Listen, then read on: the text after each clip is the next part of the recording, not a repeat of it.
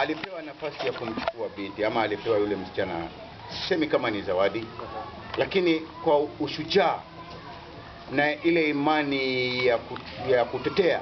Hata huyu msichana sio kuwa pengine ni sauti ya baba tu pekee, lakini aliona kuwa maisha yake yalikuwa yapotee, yaangamie.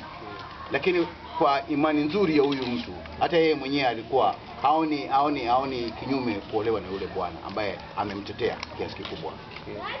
Ule utetezi ndio ulileta ile nafasi ya kuwa akubali aolewe na yule kijana. Kwa hivyo hakuna an element of forced marriage. Hakuna. How about ni wadigo? Huku kwetu kwanza mpaka aposwe, si ndio madam? Mpaka uje, kwa mfano unataka binti yangu hapa. Unless watu wa kisasa ndio wana mambo yao kule kando kando, wanaweza chukuana wakatoroka wakaleta habari baadaye.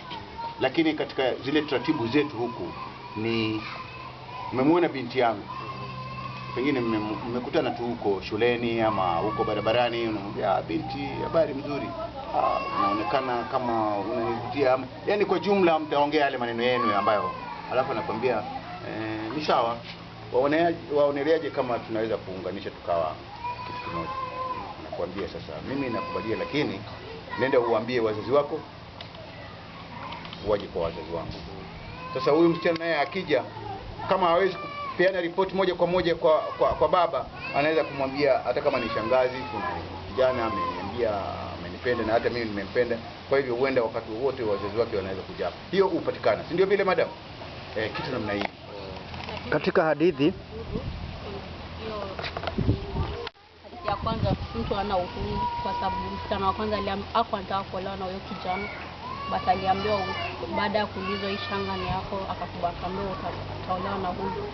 So bado mwanamke haikuwa post, kwa sababu ilikuwa ni kipengele wamekiweka.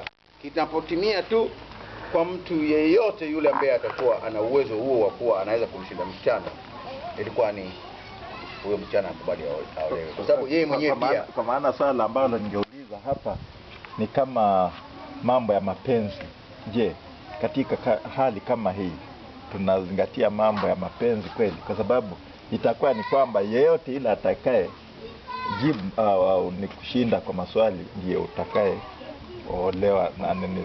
Okay, kwa wakati huo. Kwa hivyo mambo ya mapenzi hapa ndilo jambo ambalo ningependa kuuliza. Je, huyu mwanamke na huyu msichana ana uhuru wowote au ana njia? Hapa kwetu kwa wakati huo wao ilikuwa hivyo. Lakini hapa katika jamii yetu sisi hapa uhuru upo, na ni kinyume. Kama binti yangu mtalazimisha utaolewa na daktari.